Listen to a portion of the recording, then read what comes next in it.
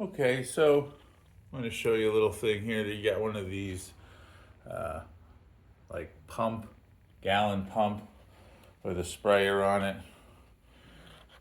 Okay. Now he doesn't exactly like it in his face, but when you spray the leaves and you can spray him, right? It's a good tool to have, good piece of equipment to have in keeping a living room lizard. He used to drink it right from the edge when he was smaller, but now I don't know, he just doesn't do that anymore. He changes tactics.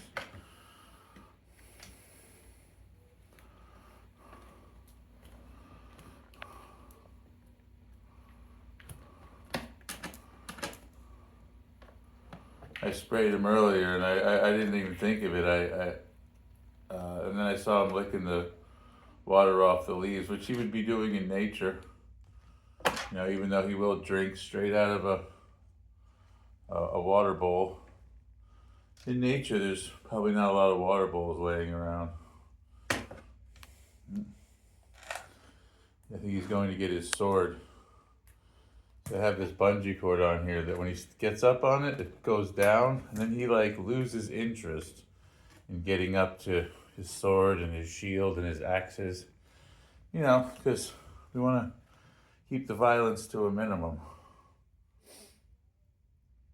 And he hangs out here. It's kind of warm because he's got his basking light there.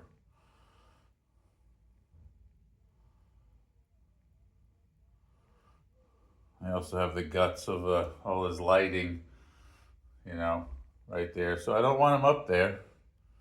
And because I'm with him while he's awake, I can ensure he doesn't get up there. And he has achieved uh, uh, that that accomplishment twice before, and he does not like being thwarted. So he'll never give up until he accomplishes whatever goal he sets out for himself. He's relentless. As you may have seen when it came to him removing the tag.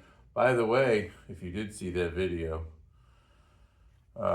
he came back 2 more times and did the same thing. So he wants that barcode off there. I didn't film it. Kind of too annoying to keep filming that. But man, that's what he can do. He can get an idea in his head, his little pointy dinosaur dragon head, and he don't let go of it. He's tenacious, man. And he's coming back to his charging station. God knows the trouble he's going to cause. Let me give him some more water in the form of one of these babies. You just pump it up, and then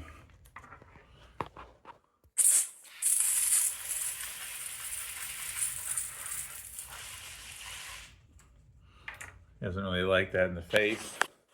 But then you see how the water drips off the plant, the fake plants. He likes that. Now, he might not like it for the camera because I'm trying to show you he likes that. But he'll sit there and lick the water off the leaves. He's not trying to make me look bad.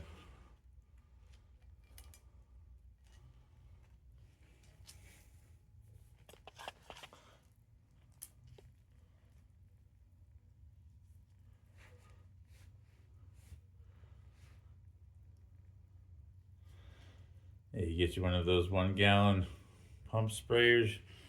It's great for cleaning them on the fly. You can get a little sponge and rub them down if you want. Keep them smelling purty. Because the natural lizard smell isn't exactly something you would classify as desirable. But if you keep them clean, you really don't even notice it.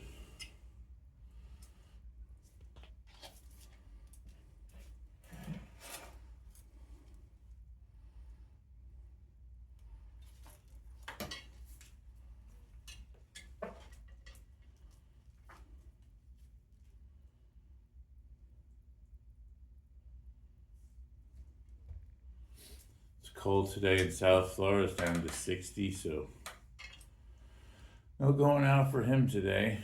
Last thing I want to do, he can get sick just like you and me, and that's not acceptable.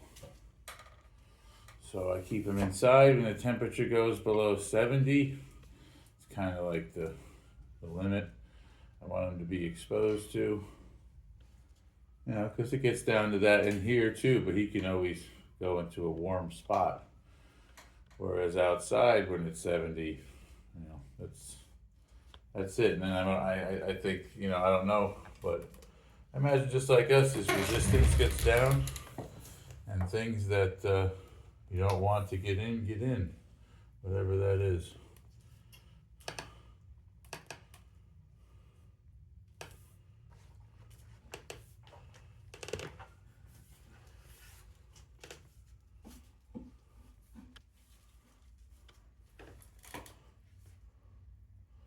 Yeah, he wants to go out though. He dug, you see that light at the bottom there of the door? Yeah, the molding that was there, he didn't think that was a good place for molding, so he went ahead and removed it for me. And he didn't even charge me. How lucky am I, right? I don't know, I feel like the luckiest guy in the world that I have him in my life. And it's so weird because it's not like it was like a lifelong passion or anything. I mean, I literally was, I had at the time, some scorpions, some Deathstalker scorpions. And I would go to the pet store to get crickets to feed them. And one day I saw a black throat monitor in there. First time in my life I've ever seen one in a pet store. I didn't even know what they were, to be honest with you. I knew what monitor lizards were, but I didn't know nothing about white throat, black throat, peach throat, none of that. So this thing looked at me, and it was like using its hand to try and open the glass. And I immediately found that endearing. Like, I thought, man, nothing wants to be in a cage, you know? No matter what it is, even if it's an insect, much less an intelligent creature like this, right? So I felt like he was telepathically communicating with me, saying, get me the fuck out of here. And I looked at his price tag, and he was like 1,500. And I said, oof. That's a hell of a jailbreak. But I thought about it. I kept thinking about it. I took pictures of him. I went back over to see him. I thought, man, he's going to be big, and I'm going to need a big cage. But right now, at the size that one was, I could handle like maybe a 4-foot cage. Something like this that I have now for my boa constrictor. That's not for him, by the way. So... and I thought, you know, I could do that. And then as time goes by, I'd build it out and whatnot. But as things happen in life, you know, my plans to do that were kind of thwarted. The price tag is what kind of kept me away. And I thought, man, if it was only like half of that, I could swing it. Because I'm not a rich guy. I'm rich in lizard. I feel like the wealthiest guy in the world when it comes to having a pet. But you know what I'm saying. You can only afford what you can afford in this life, and everything's expensive. So I started looking online, came across Morph Market, and saw one for about 700. So I said, that I can do. And because he was about 18 inches long, his enclosure at the time was just the largest like Tupperware bin they sell on Amazon. I don't know, it was like 100 quart or something. It was a big bin, right? And he was a little guy, and that's where our relationship started. Him in a Tupperware bin. Yada yada yada. There's no cages. I wouldn't dream of putting him in one now. So the initial contact with his cousin, right, which stemmed from me noticing him not wanting to be in a cage, wound up being me keeping a large lizard not in a cage, which is kind of funny. Um, and this was like, 2 years ago. So it's not long that he's been in my life. Uh, I've done a lot studying regarding him from other sources, read the books, watched the videos, even took a herpetology class. And, at the end of the day, though, he's the coolest pet I've ever had. He's the easiest to take care of. He's the cheapest. Once you have, I wouldn't say the cheapest, okay? Because you got the lights. I'm gonna probably do a video showing all the different things that you can work with, the lights, the heating pads, things like this, the water pump, a hide. I use a wicker basket, and these things were learned by him. Like, I didn't know that he liked wicker baskets, but when he was little and he started escaping from my Tupperware tub, letting me know that he did not want to be in a tub, he started escaping, and then he would hang out in this little wicker basket that I had. And that kind of put the idea in my head that maybe there's something about a wicker basket that gives him a secure feeling. Maybe because the air can get in on all sides in a way. He maybe can look out and look through the little cracks in the wicker. Wasn't really sure, but he started breaking out more and more despite my best efforts to keep him contained, because I had heating lights on top. I couldn't put a top on it the way I had it rigged, and it was really a half-ass setup, to say the least. He would regularly escape from it. I put a backpack in there, and then that's when I realized he just wants to sleep most of the time, because he would stay in the backpack, and I thought there was something wrong with him. Like, I never read anything about how much they sleep. And I looked, and I had books, and I looked online. Couldn't find anything regarding how many hours a day they sleep. Well, let me tell you, it's about 18 hours a day. At least it is with him.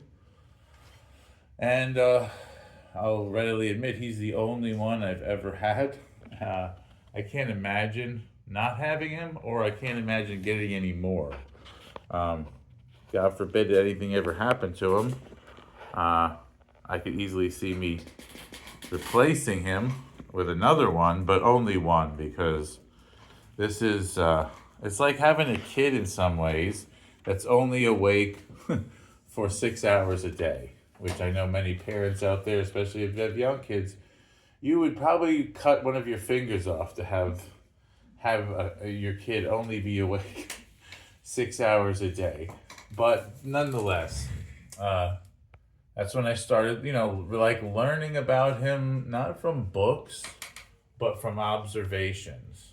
Because the books give you the facts and the figures, but life isn't really facts and figures so much as it is, direct experience with what's on the ground, and that's why I say he keeps me grounded, because he is on the ground, and he keeps me looking down and paying attention, which are good qualities to have in anywhere, no matter where you are. But anyway, he started his journey towards freedom by going into the wicker basket, and I said, you know what? As he's starting to get bigger, I said, what if we just made the living room his cage? He seems to want to just hang out in the wicker basket, and if he hangs out in the wicker basket most of the time, and the time that he's awake is when I'm here, which is the mornings, morning to afternoons, I could just, keep an eye on him. And for 2 years now, that's basically what I've done. I would not recommend not having an eye on him if he's in your living room or any room. Now, if you had your own room for him, now that's actually what I would advocate. Ideally, in Florida, we have a thing called a Florida room, right? This is like a room that's outside your house, but it had what they call jalousie windows or screen. It's kind of like a porch, a screen-in type of porch that is up against the backyard, right? Usually, and so people keep all kinds of crap in the Florida room. It's almost like a storage room in a lot of cases. You can make it like a hangout area, but it would also be a perfect enclosure. Or any room, actually, a single room, a regular sized room, or even a small room. And then ideally would be like to have a little cat door, doggy door, and have him go outside to an outdoor cage. Now, if you had that set up, I think that would give him the most joy and stimulation because he could operate in both environments. Secondary to that, outdoors only would be a better option, right? If you have this kind of weather like we have down here, which a lot of people don't. And I would take that into consideration, talking about it. You've got to take the temperature into consideration. You want these guys, to be into their 80s and 90s, right? The high 80s up to high 90s is where they like to be, right? And they maintain the temperature pretty good. Let's see what he's at right now. This is another type of device you want, which is like a temperature laser. Let's see what's his temperature right now. He's 94.6. Okay, so he's maintaining that. I don't believe they're truly cold-blooded. They're certainly not mammals, but by moving around and whatnot, they generate heat, right? Movement generates heat, so they're not completely cold-blooded, I don't feel, and they hold their heat for quite a while. But then as he gets lower, he has to go to the charging station, so you always want a charging station. And people make this mistake of making it too hot. That's a problem too. You don't want to overheat reptiles, especially these guys, because as you see, he can go anywhere he wants.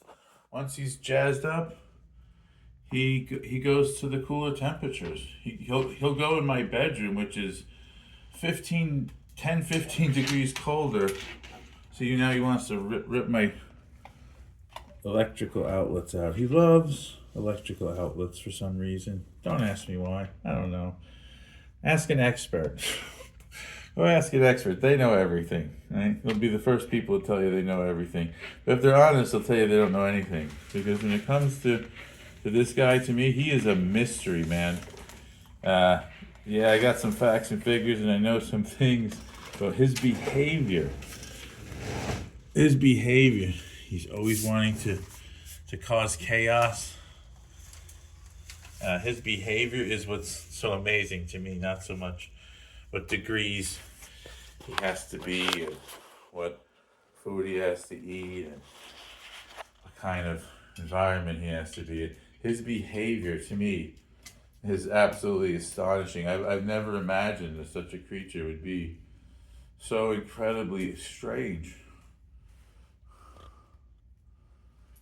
And yet adorable at the same time. Eats right out of my hand. Wants to go into the bedroom. If I opened that door, he would run right in there, and it's 15 degrees colder than this room right here.